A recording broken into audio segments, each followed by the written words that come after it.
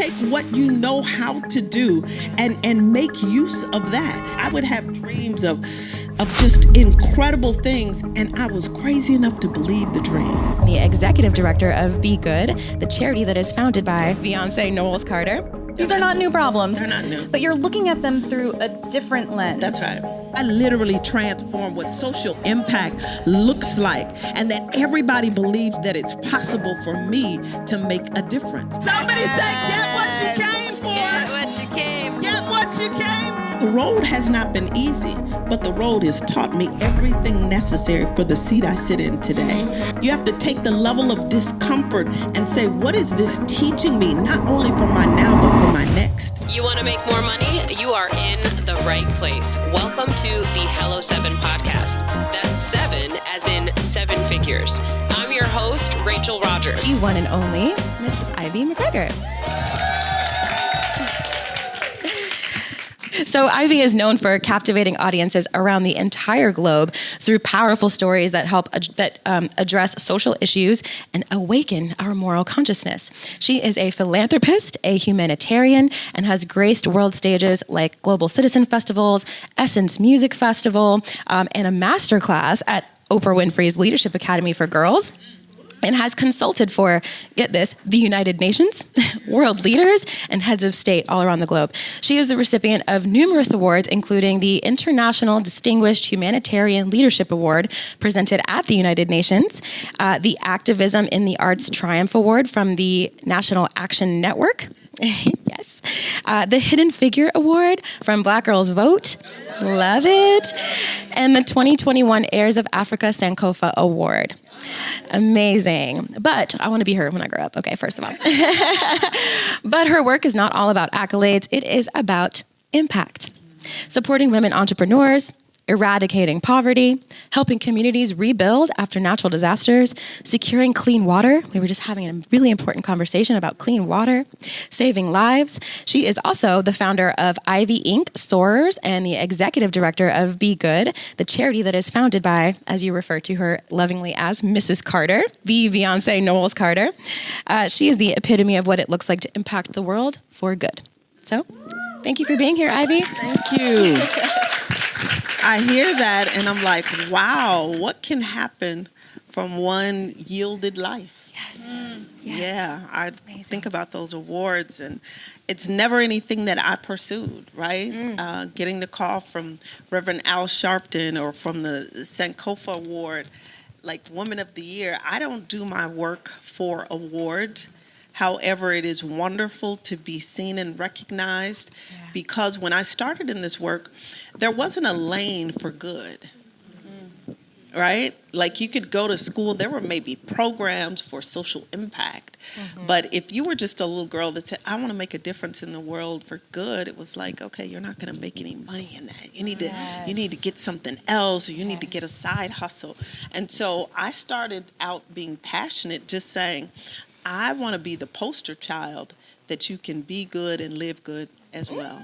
And I'm just grateful for Mrs. Carter for seeing something in me, and of nearly 9 billion people continuing to choose me every day to lead her portfolio of good. So I'm honored to be here. Well, listen, you just did 12 months of touring and doing good. And I'm still tired. I'm sure you are. What was that like? What have those 12 months been like for you? So the last 12 months, actually it started, so BeyGOOD became its own 501c3 in 2021, and then formed the foundation. And then top of the year, moved into our own building. And so I did a build out. So this is how the year started, building out a space for our new team to work. Then we went and did a 4-city HBCU tour. Any HBCU alums here? We went to, let me give the school names. We went to Prairie View A&M. We went to Jackson State. We went to Alabama State and Grambling, and I strategically selected HBCUs, but often if it's not one of the other schools that are widely recognized, some of them get forgotten. And so I was intentional to select schools that maybe weren't on some of the other radars. I love it. And so we did a 4-city tour, Black History Month, February. So January, moved into a new building, did build outs. Have never done I know now how to build a bathroom in a space. I know now where the electrical wire, I literally would like harass the guys and go, okay, what are you doing now? They were like, ma'am, go home. Let us do this. So that was January. February went to Black History Month, went to 4 HBCUs, and we brought pictures showing Mrs. Carter, myself, around the world to show students during Black History Month what making an impact could really look like, right? And so we had a beautiful installation at these 4 schools, and we made it fun. So I had a dance off, and we knew the tour was coming, so they didn't know that they were doing a dance off to get tour tickets, right? So yeah, I tell people, always be ready, right? I'm sorry I don't have tour tickets. There's no tour today, but we did dance offs, and made it super fun, super engaging, and it was just a wonderful time. So that was February. March, April, we were fast track in preparing for the launch of the Renaissance World Tour. And I tell people that there were 2 hottest tickets in town last summer. One, of course, was the Renaissance World Tour. But the second, BeyGOOD, had incredible activations. Got somebody in the back who knows what I'm talking about. Had incredible activations. So in April 20th, I was on CBS Morning News with Gayle King, and we announced that Mrs. Carter was giving $2 million along her Renaissance World Tour, $1 million specifically for education, right? And then another $1 million for entrepreneurs. So we selected 10 cities, and in those 10 cities, with entrepreneurs, we hosted something called the Black Parade Route Small Business Impact Luncheon. Anybody heard about those? They were simply 5-star. They were literally, people would walk it, and it was opulence, and it was elegance, and they were all strategically the day before the show, because we wanted people to not only go to the tour and see excellence, but we wanted people to see what excellence looks like in serving one another, right? And so we created just literally just utter excellence, and people came in and were wowed, had an amazing lunch. Of course, we had guest artists, and then select entrepreneurs were given $10,000 grants. And what was phenomenal is that no one knew of those that were selected. They had no idea. So can you imagine coming to a luncheon that you're just excited to be on the invite list, because it was only 100 or 200 people in each market. But can you imagine leaving $10,000 lighter? Wow. Yes, I can. And so everyone was, and then we created this thing. My team just, they were over it with me. But I created these chrome briefcases. Until you guys know about the chrome briefcases. And so they had the BeyGOOD logo on it. And inside the briefcase, we had all of these services that I had curated with Goldman Sachs, with MasterCard, with Cisco, free services. Free, where people had talked to me and said, Ivy, if I could get that training by Goldman Sachs, but I can't get in the program. So I flew to New York, and I had Goldman folks fly to LA, and I sat down and I said, listen, I've polled our people, and they want to get in your program, but they can't. And the first time and the only time that Goldman has done that, they changed their entrance qualification. So anyone that was a part of our BeyGOOD Luncheons was grandfathered into Goldman Sachs 10,000 small businesses, right? So we did that, and Cisco came along and said, we know that many people, as a result of the pandemic, are doing business different, right? Business looks different. Everybody doesn't need a brick and mortar now. And so Cisco said, we want to train people on how they can run their business and make sure that their IT infrastructure is in place. And so did cyber training, which is a $5,000 program, but everyone who came to the luncheon, free. Wow. Right. So we curated some of the Blessings. most amazing tools to help people sustain themselves in addition to all that Mrs. Carter gave. So we did that all summer long. And then the tour ended October. And I just came back from Brazil, literally, a week ago? I think a week or so ago. Literally just came back from Brazil, where we took the same programming that we did here this summer. So we surprised 13 entrepreneurs in Brazil with grants. They came to a lunch. They were just excited to be at the lunch. I brought the chrome briefcases all the way over to Brazil, and they were surprised to open the briefcases to find that they had also received grants. And then I went to the blackest place. Did you all know that Brazil is the blackest place in the world, second to Africa? Wow. Did y'all know that? Many people did not. And so people, why are you going to Brazil? Because it's black folks in Brazil. Right? And so we just came back from Brazil. So not only were we in the second blackest place in the world, but I went to the blackest university, Bahia State University, and made them a part of our Renaissance Scholars Program. And so they're one of the recipients that will be able to help. Now, their students receive education free, but one of the deterrents is that students don't have transportation to school, they don't have meals, and they're unable to buy books and supplies. So we provided that with students, so they will be able to pay for that for their entire 4 years of school. Right. So lots of good. So I ended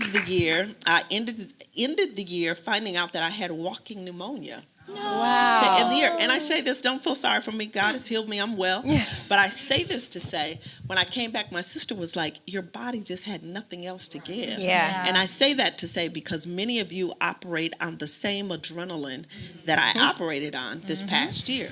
Some of it because I'm a leader, I've got a staff, and it's par for the course. But there are intersection points that I learned that I have to put into my schedule to make sure that I'm taking care of Ivy. Yes. Because if I'm not taking care of me, right. all of the visions and the strategies and the plans and programs that Mrs. Carter is paying me to run and operate cannot be done at optimum level if I'm not optimum.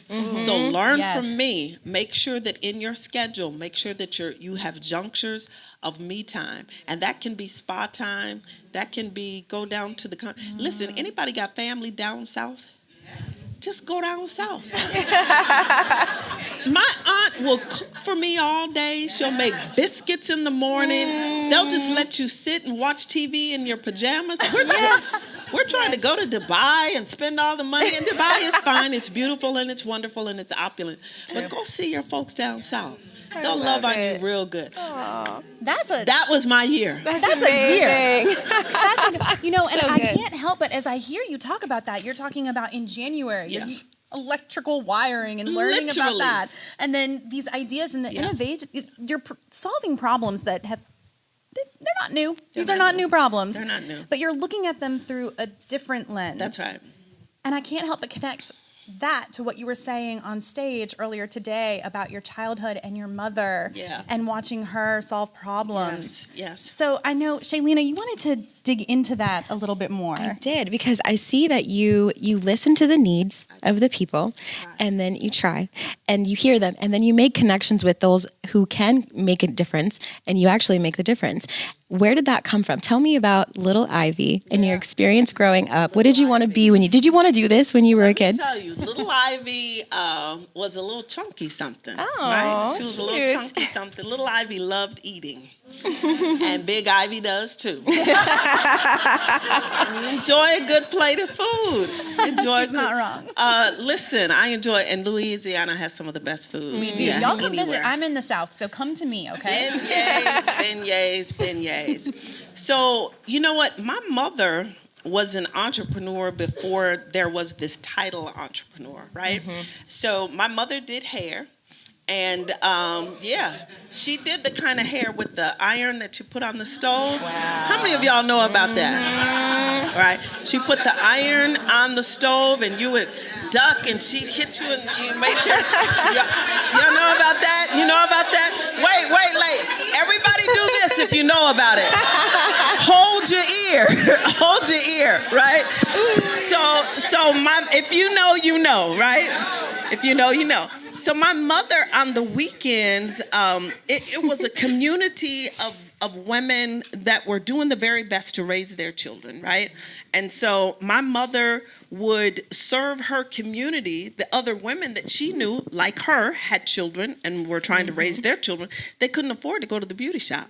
So they'd come over to our house on Saturdays, and my mother would do their hair, and some would give her a little something. You know, everybody was struggling, so they didn't have a whole lot of money, but some would give her something.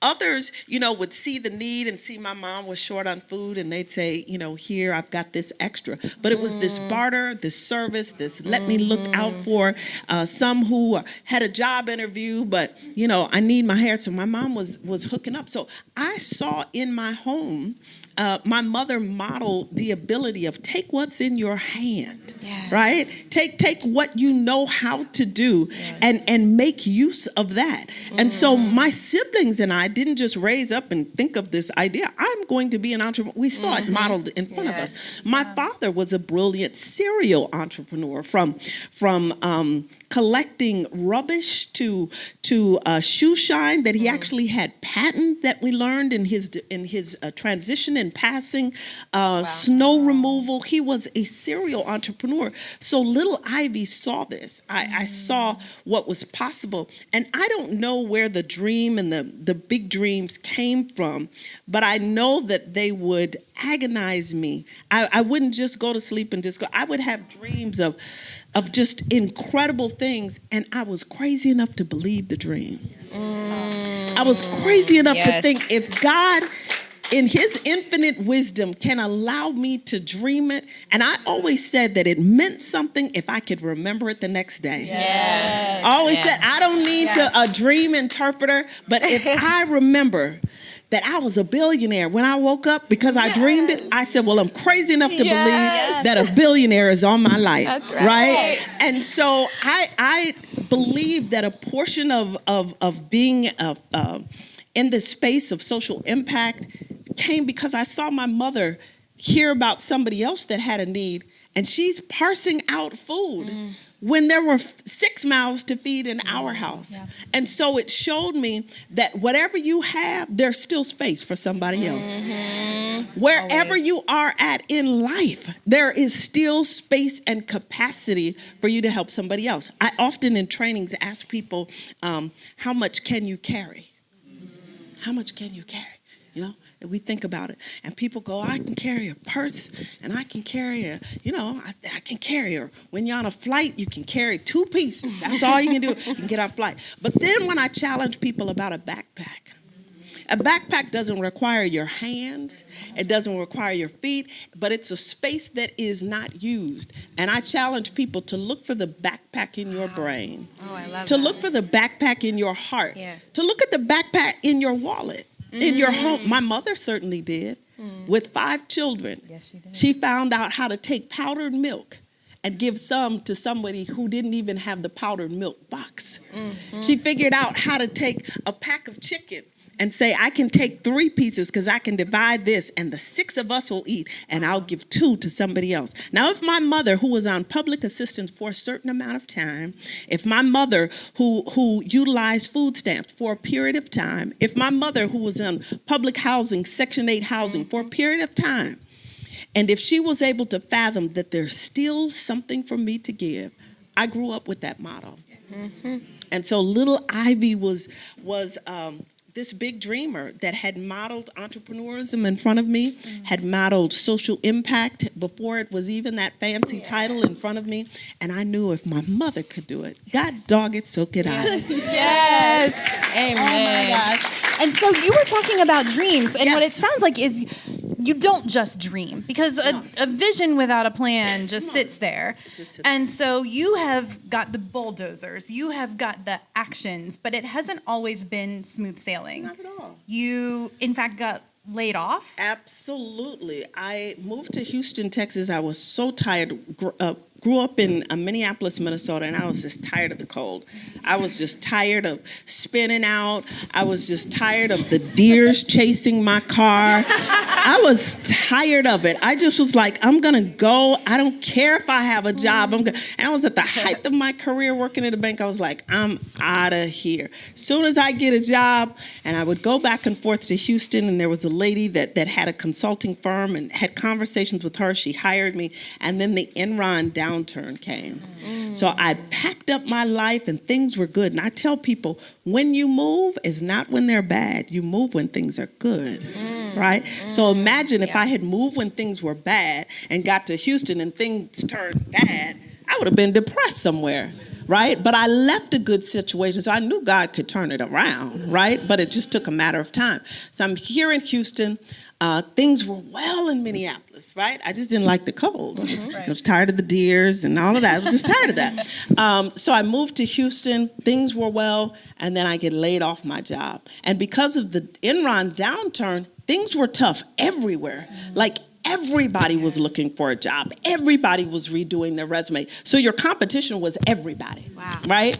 And so I was looking for a job, couldn't find anything anywhere. So I started doing, I went to day labor. I did it all. I was like, nothing's above me. I got bills to pay. What? And so I did that. And then I finally landed a job, and it was a temporary job at a Robert Half recruiting company, and I had never done recruiting, and this was probably my 99th interview. Wow. Real talk. And I was just over it. So in this last interview, I was like, and I think the unemployment had ran out. So I was sitting in my car, and I remember I was like, I got Freon and something else leaking from this car.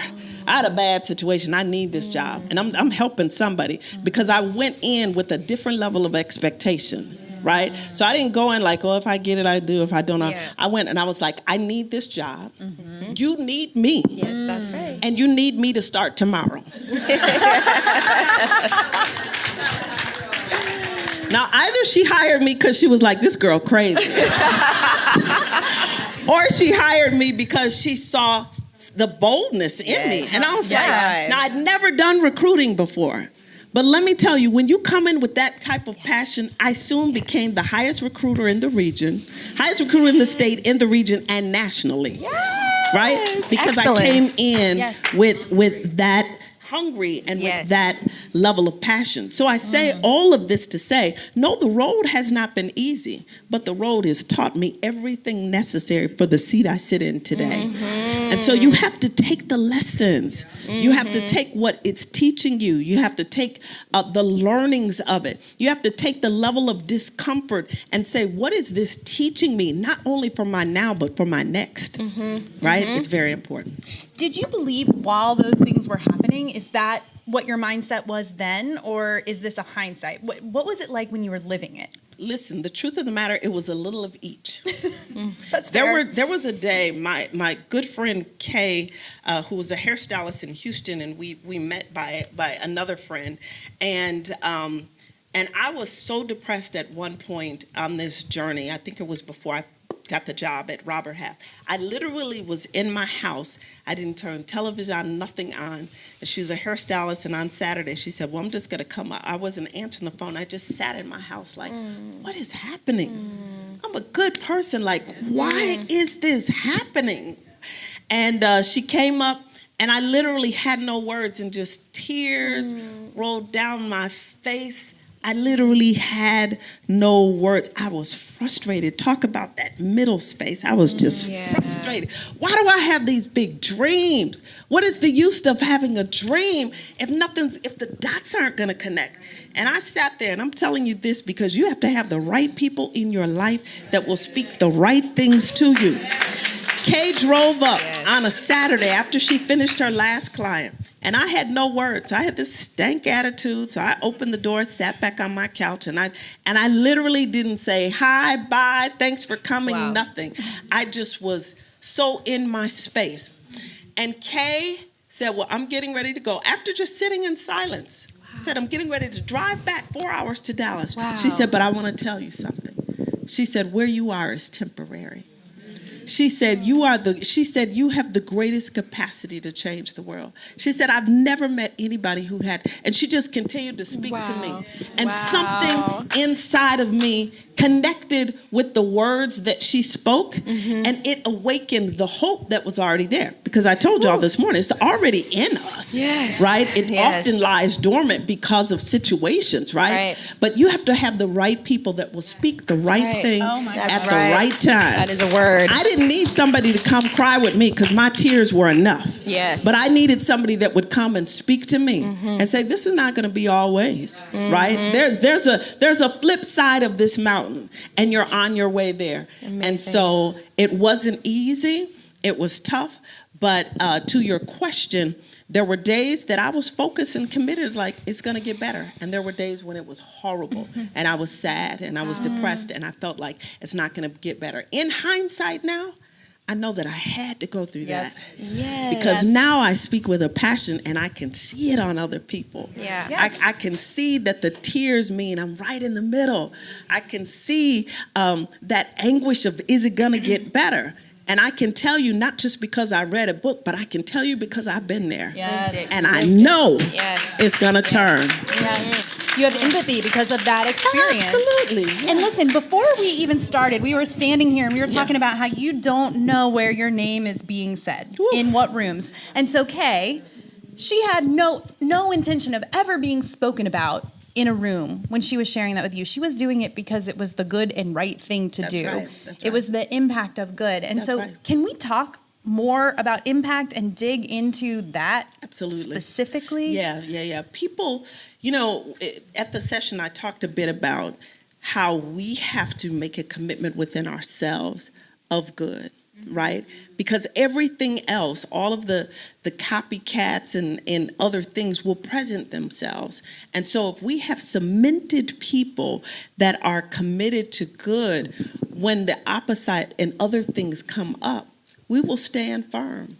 I remember my grandfather sharing a story that said, lies, mistruth, things that are not kind have wings. So they get there first and fast. Truth has feet. So it's going to take truth a little bit longer to get there. But when truth gets there, it can stand on its own. That's right. Listen, wings cannot stand. Wings do what they do. They get there first and fast. So you ever wonder why a lie travel is wings? But wings cannot stand. Truth is going to get there with bloody feet. Truth is going to get there worn out. Truth is going to get there weary from the sun and all that's beat it down. But truth can stand on its own. Amen. Yes, church. Okay, well, I just got what I came here for. Somebody say, get what you came for. Get what you came for. Get what you came for. I might need to process, but genuinely, we do have questions for you. Let's do it. I love it. Did it though? You did. I want to continue the impact conversation because I've heard so much about the impact that you've had already. And, we do this here at Hello 7 too. We have the Hello 7 Foundation, which is focused on supporting Black birthing people. Yes. To address the Black maternal mortality crisis. And you were sharing some stories a little bit before our talk today about some of the most powerful impact that you've been able to witness and make. Do you want to share some? I do. So this summer, I was intentional to try to shake hands and meet every single person at every single stop. and I heard some of the most fascinating stories. So I was in Detroit, and there was a young man, and I worked the room to try to speak to the people that seem a little shy. So I spoke to this young man, and he was a little shy. He was like, thanks for talking to me. And I said, man, there's such a light on you. And he said, do you know my story? And I said, no, tell it to me. And he said, I'm the first Black man in Detroit to have custody of all 9 of my kids. Wow. All 9. Oh, so something happened. His former wife passed, and he had to fight to get custody, but he gained custody of all 9 of his kids, first Black man in Detroit. But he went on to say, he said, so we were at one of the schools that we gave a Renaissance scholarship to. And so he was there. He had just graduated from their welding program, right?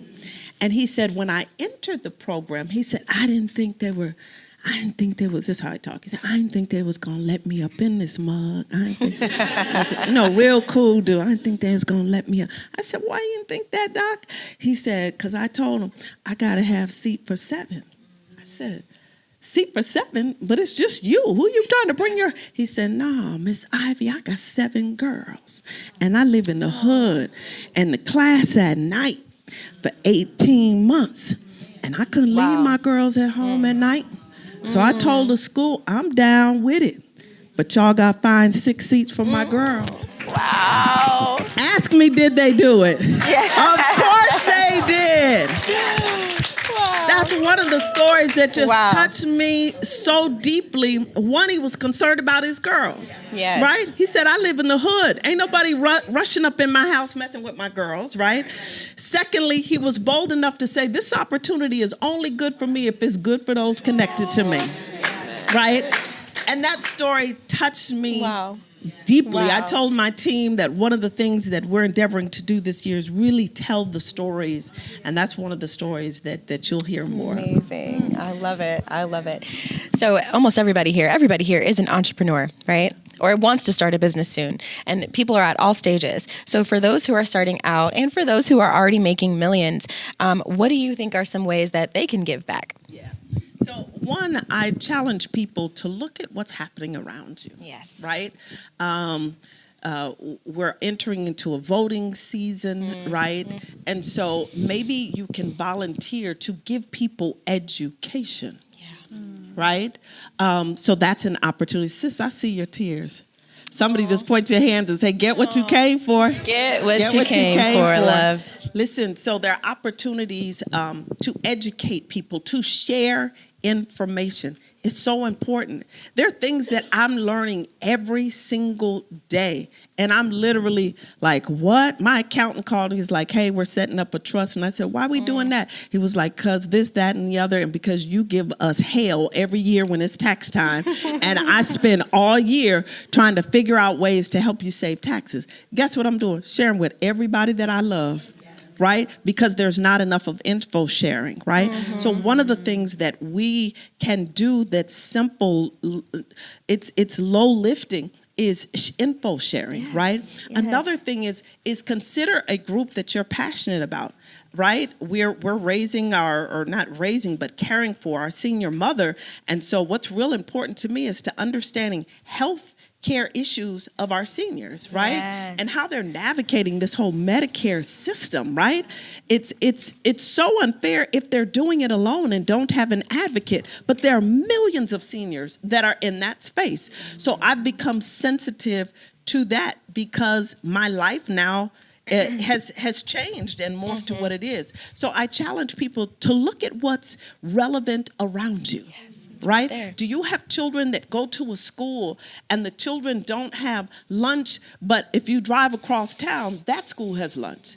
Become an advocate for that, right? And then the third thing is think about the voiceless. Yes. Think about the individuals that literally, for whatever reason, no one hears their voice and their cry. And who can you raise up your voice and be an advocate for? If we took those 3 steps of consideration, Yes. we can all make an impact. I love it. I love it because there's so much to do. There's so much to do and everywhere there's you look. such a great need. Yes. There's such a great need. Always.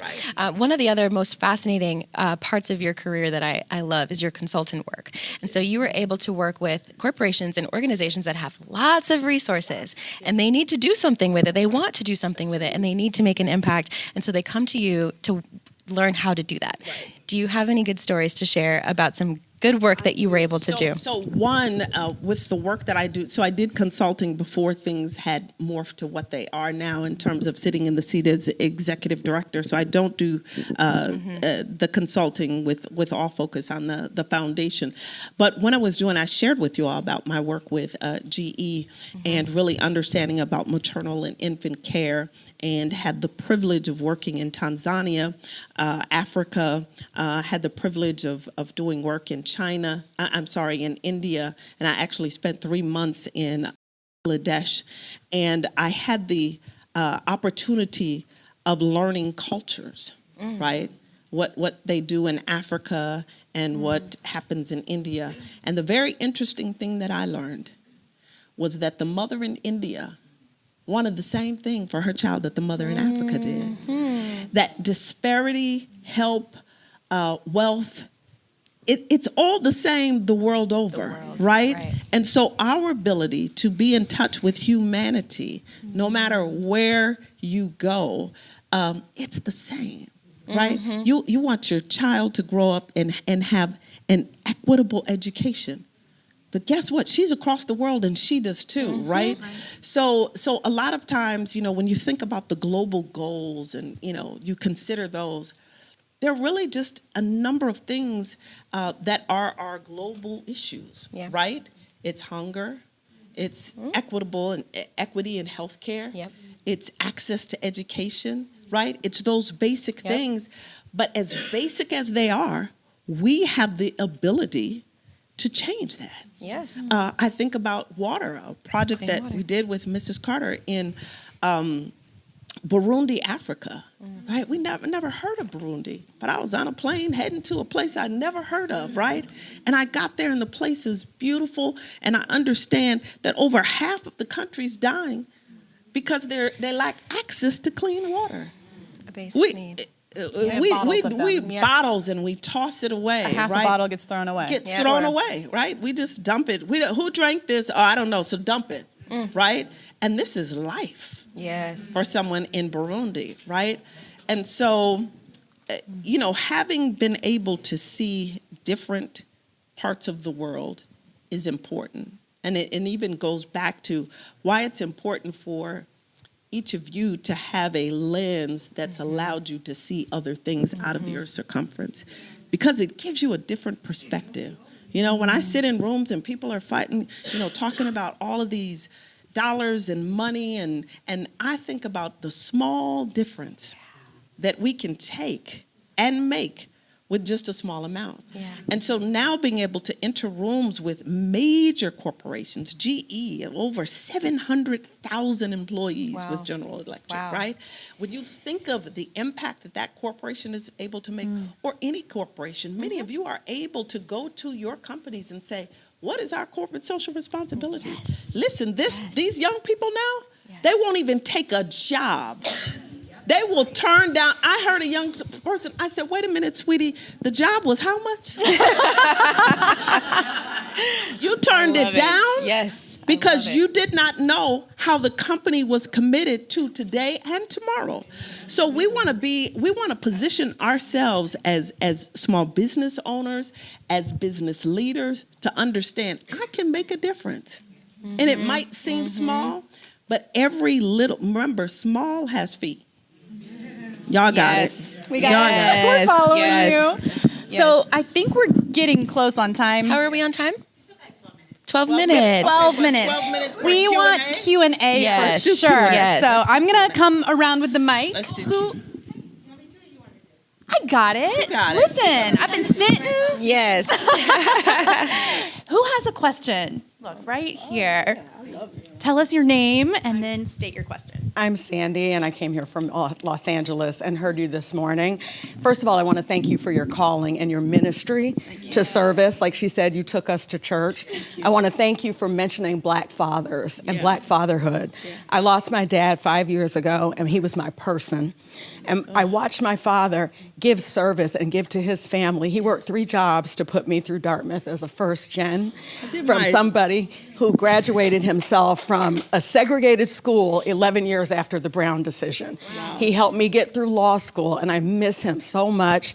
My father taught me the value of giving, and he taught me to meet people where they are. Come on, sis. So my question for you, listening to all of the wisdom that you've imparted, is I'm a giver by nature, but I also have to learn a little bit how to pull back. And the thing that's been disappointing to me as I've launched a business, and it's been supported by strangers, it's not supported by people I've supported and by my friends. And that has been a disappointment to me. What advice do you have for us? Because I need to get over it, but I'm not sure what to do, right? I'm not going to beg them, and I'm having success in other areas. But it's been disappointing to see how many people I've supported and promoted and shared their things on my platform, and they have bought nothing from me, and they don't even respond when I post, but will still say, "Oh, dear friend." Absolutely. And I'm troubled by that, and I just want to know what advice you have. I have some good advice for that.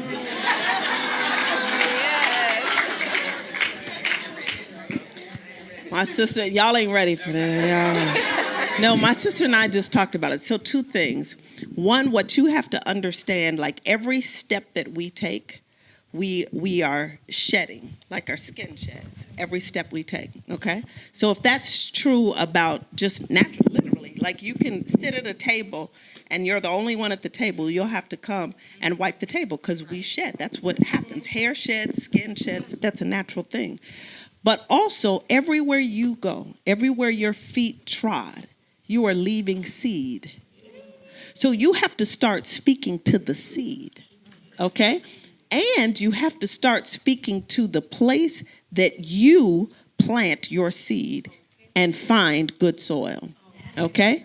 But if everywhere I go, I'm releasing and planting seed, what you have to know is that there is greater in the universe that's going to come back to you, not in just the place that you suspect at all. So, I heard this one preacher say, always pray for the harvest. Always pray for the harvest, because the universe can conspire, God, whatever you call it, can then send what you are not even expecting at the right time. But it's only this small percentage that we're hoping that this percentage will come back, right? So 1, you want to start working on discernment. Okay, I want to discern, is this something that I'm just supposed to give and not look back? There is a bit of that, because that helps build trust, right? You don't want to be tied to, I gave, where did you give me? You want to release that as quickly as you can. It is disappointing, but you stay bound to the disappointment, right? And you want to pray for, where do I give? Who are the right, and then where are the places that I just give and I don't know. There's a young man in New York. I don't know what Kago did with my money, but I know for the 7 years that I lived in New York, every single day, Kago, I went to the ATM. I never carried cash in New York, but I went to the ATM every single weekend to make sure during the week I was able to give Kago $20 or whatever cash I had. Will you do the math? You know what I'm saying? I don't know what Kago did with the money. I don't care. I was more concerned about the 90% coming back to me as opposed to focusing on the 10. Okay? So there are some places you're just going to give because it's right, it's good soil, but you want to know that everywhere you go, you've left seed. So you want to speak to the seed and say, I speak that it's harvest time for every seed that I have deposited. Okay? Thank you. You're so welcome. Y'all got good questions, too. Y'all making me work.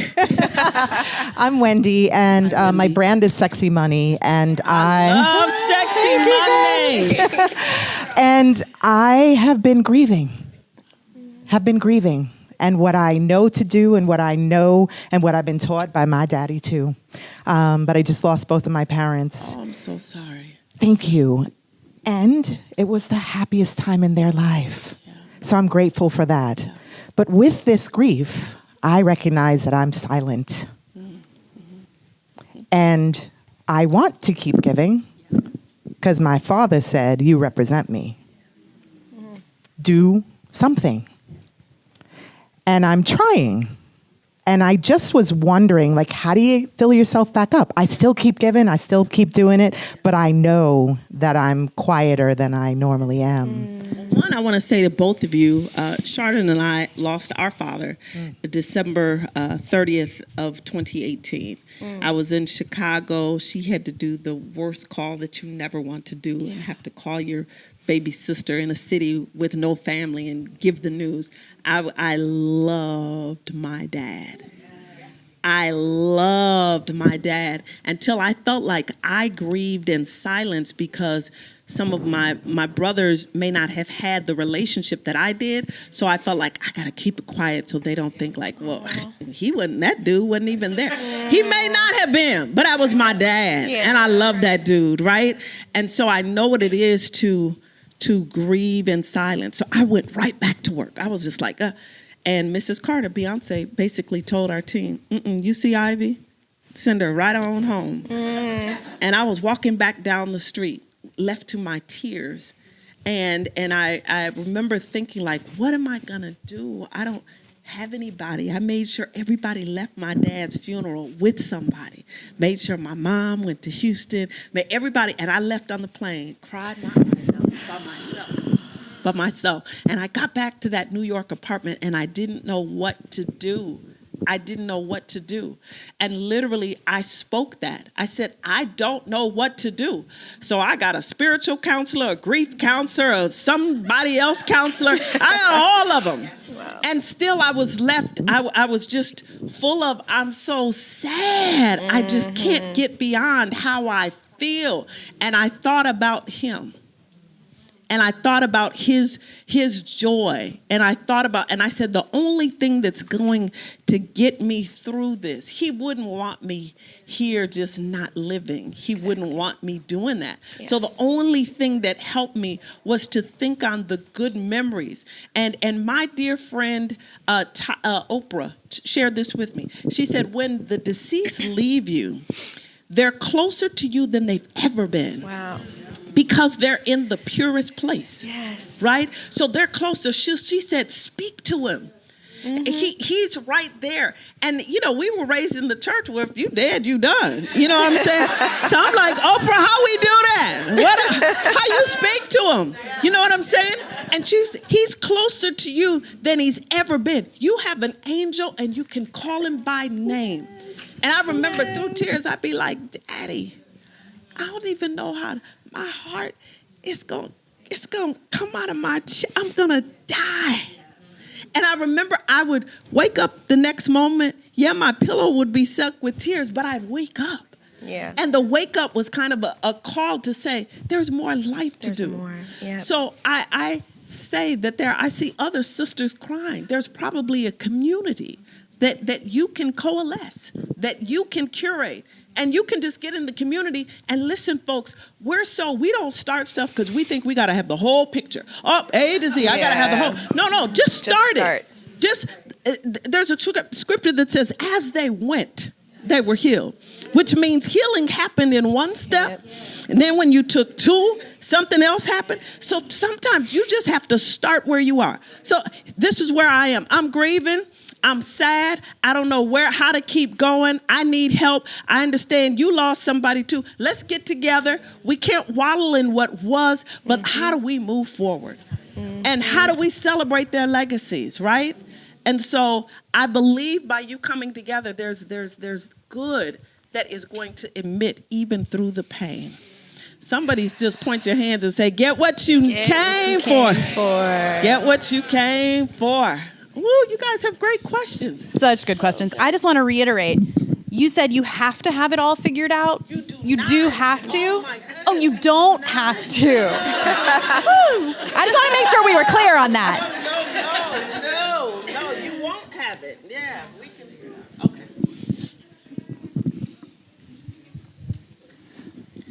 Hello, hi. Hi. I'm Dr. Tamu Green, Hi, CEO Doc. of the Equity and Wellness Institute, and also from LA. So Awesome. shout out. In the house. So I actually became an entrepreneur in the for-profit world Yes. because my mother, who's a Black woman, started a nonprofit organization to help women who were at risk of having high-risk pregnancies, right? And so, sorry, I'm not normally nervous, but what I wanted to say is that I witnessed her life. She's 75 now. And she gave so much to this nonprofit organization. It's called the Birthing Project. And it went across the African diaspora. Yes, no, she's like CNN hero, Ashoka Fellow, like she's amazing. But I watched that work and what it did to her, because she was always trying to get a second mortgage on the house to pay payroll. Wow. You know what I'm saying? She has no retirement. So that's why I said, I'm not going to do nonprofit. I have to go make some money. Absolutely. I was just telling the sister here, I just bought a big house so that my mother can come live with me, right? Yeah. My question to you is, what is our role and responsibility in the for-profit world to help change the nonprofit world? Yeah. Because I feel like the structures that we have set up in the nonprofit world, they don't set us up for success. That's right. Right. So that's my question to you. It is such a great question. I salute you for doing what all of us should do. We have to, what is the old saying? Once an adult, twice a child. So once our parents become of age, it is our responsibility to then complete the circle of life and to care for them. So I salute you for what you're doing, and that should be the norm. Like, you know what I mean? People hear that my mother stays with me and they go, oh, like they want to give me an award. No. That's my reasonable service. That's what I should do, right? So salute to you on that. Secondly, you make an excellent point with for-profit and nonprofit. And I share it like this, is that for-profit, it's a business. So when I talk about what I do for Mrs. Carter, I run a business vertical for her. That I run a business vertical, okay? And so the commitment of not an institution, the commitment has to be of the people in the institution, because those are the ones that will change the narrative. So individuals that work for a corporation, you work for a corporation. Nobody in here work for a corporation? One, two, a couple of folks. Entrepreneurs in the house. Somebody say, I work for me. Used to. I love that. I work for me. So listen, there's a twofold responsibility, right? So in church, people were taught about tithing, to give to something that's bigger than you, a biblical principle, right? If God can trust you with the 10, he can cover the 90, okay? I think that we have to take that same principle and you determine where is the place that I will plant my seed every single month, right? During the pandemic, I gave so much out of my own pocket because there was such great need. So I don't only think it is for-profit institutions, but it is the people that lead those organizations, that lead those businesses and those departments in institutions that will raise their hand and say, there's more we can do. Then it requires us, those that are leading. Most people, now the base salary has really become $100,000. Most people make at minimum $100,000, right? Do you know what that can do, right? If you just tithe off of that and say, listen, do you all know that Harry Belafonte took care of Martin Luther King? Yes. You know, most people don't know that. He told him, go do the good work. I'm over here in entertainment. I got you. So Martin Luther King would show up in a suit that somebody else bought him. He would show up and he'd say, man, your mortgage is paid. We need more people that will say, my corporate responsibility is you. And I got your mortgage, your house, your da-da-da-da. That's what I'm going to do. So it is about us having small conversations with people, for you finding somebody that you believe in. I found 2 young people in Africa. I believe in them. So I put them through school, my own money. You know what I'm saying? Because I believe we have to do more of that. We as individuals. So yes, it is for profit, but it is anybody who got a job. We have to do more of helping one another. Thank you for your question. Yeah. So good. Hi, thank you so much You're so for today. My name is Dr. Dede Tetsubayashi. I heard you this morning, and I want to ask you about how we continue to have temperance in the face of a system that is set up against us. And I want to give you a little bit of background information. I have an invisible disability. I'm a first-generation immigrant, first-generation college student, first-generation PhD. I have learned 7 languages. I have gone across the world by myself, and I had learned how to create the systems that are going to keep me alive. The work that I do is related to that. But I'm having so much trouble getting corporations to invest in these systems that are going to be life-saving. So the work that I do is at the intersection of tech equity and social justice. I teach corporations how to develop products with those who have been adversely disadvantaged and left out, unadvocated for, with them centered so that they can reach 100% of us, saving them millions of dollars, saving them bad PR headlines, and saving them from making the world a worse place. Yes. But even in doing that work, I still cannot figure out a way to put together a system for me to stay alive.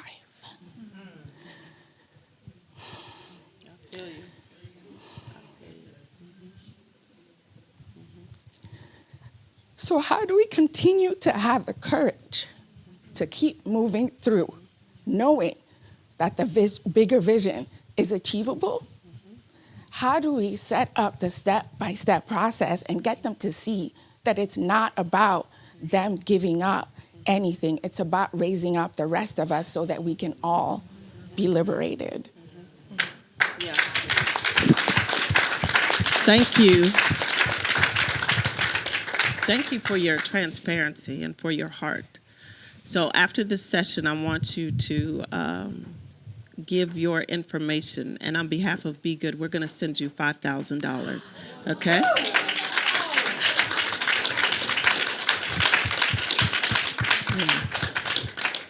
And while it may not answer everything, it's a seed, and a seed has feet, and big ships turn slow. And it's not about the big, it's not about the slow, it's turning. It's turning.